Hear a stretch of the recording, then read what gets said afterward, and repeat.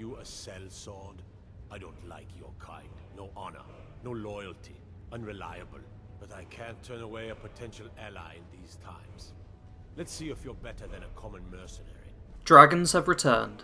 A civil war is taking place, and the Thalmor could be attempting to take over the world. But we all know that the only thing that really matters is money. My latest hold build is all about working for the highest bidder and not caring about anything other than living a fast and easy life. Before we get on with the backstory, make sure to subscribe to the channel to keep up to date with all of my builds and other videos. Clicked the button yet? Excellent, let's get on with the build. The Markarth Merc is a Nord who grew up in the Reach. His family died during the Forsworn Uprising, having attempted to stop the Reachmen and dying in the process. The young Nord was able to live within Markarth for several years as a street urchin, begging to survive and looting dead bodies whenever violence took place within the city. The looting of corpses meant that by the time the Merc was a young man, he had scavenged enough weapons and armour to start working as a mercenary. He took on a local job to kill a member of a Forsworn camp. Young and headstrong, the Nord charged towards the Forsworn and was rapidly knocked to the ground without landing a single strike. He woke up sometime later, tied to a post in the middle of the camp, and with a dark-eyed figure looming over him. He was told that he would be burnt to death as a sacrifice to the old gods. Despite the situation being dire, he jokingly commented that at least he would be warm for once. Amazingly, this made the man laugh hysterically, and after seeing this reaction, the mercenary tried out every joke that he could think of. He managed to get the whole camp laughing, and the leader of the group asked him if he wanted to become one of them. Not really being in a situation to say no, he accepted, and was immediately initiated into the tribe. That night, after a celebration and feast in honour of their new member, the mercenary picked up a sword, walked over to each sleeping Forsworn one by one, and stuck the blade through their chests and into their lungs. After the camp was wiped out, he gathered all the valuables and best gear he could carry, returned to Markarth, and turned in the bounty. With the gold he earned from that endeavour, he was able to buy himself good weapons and armour, and enough training to become a far better swordsman. With this training and advanced gear, he was able to take up several other jobs, killing many different individuals around the Reach and slaughtering several Forsworn camps. He eventually found work was drying up in the Reach, and decided to go south to Cyrodiil for a couple of years and look for work there. He made a fair amount of gold working in the Imperial province, but he found that he was far more skilled at fighting Forsworn than bandits and monsters, so headed back towards Skyrim. As he was headed over the border, he encountered a group of Stormcloaks, led by Ulfric himself, whom he recognised from his youth when he saw Ulfric fighting the men of the Reach. He approached the man to talk to him, but as he stepped forwards, an ambush was sprung, and he ended up being captured by Imperial soldiers along with the rebels. The main skills for this build are two-handed, heavy armour and speech. Two-handed will help you deal out a ton of damage with your weapon.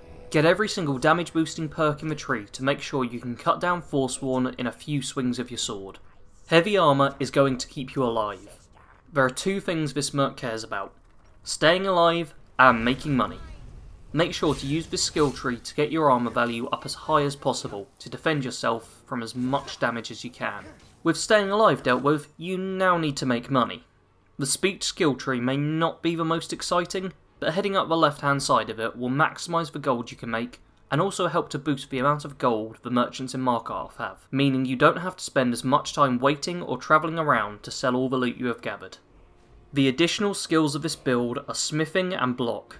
You won't need to level up smithing too much, but you will definitely want to get the Dwarven smithing perk, and you'll probably want the Arcane Blacksmith perk to improve enchanted gear. Block may not seem the most useful skill for this build, as you don't have a shield, but it does come in quite handy. The Quick Reflexes perk can help you avoid enemy power attacks, and you can use blocking with your weapon to stall for time as your stamina regenerates. The main weapon for this character will be a Dwarven Greatsword. The Blade of a Reach can potentially be this, but you will want to regularly browse through weapon merchant wares in order to find the best enchanted Dwarven Greatsword you can get your hands on. The Markarth Merc will be kitted out in full Dwarven armour and equipped with the Visage of Mizund. The Visage of Mizund has the highest base armour rating of any helm, and also gives you the Breath from the Chuck ability, dealing 15 points of damage per second at the cost of using up stamina. You can reach the armour cap with Dwarven armour without having to spend many perk points in the smithing skill tree, making it a very powerful type of armour to have for any character who doesn't want to delve too deep into smithing. The Markarth Merc holds no allegiances whatsoever. If they've got gold, he will work for them. His main employer will be Jarl Igmund, but this is only because he pays well and will get him the most dragon-proof house around. There are two routes you can go with this build in terms of followers. You can venture alone, as I did, in order to keep all of the gold for yourself, or you can get the other mercenary in Markarth, Vorstag, to travel with you. He's a powerful companion who is quite versatile when skilled in heavy armour, so you can even deck him out in a suit of Dwarven armour so both of you can run around in this badass looking suit. The Visage of Mazund will give you a ranged attack you can use when approaching enemies.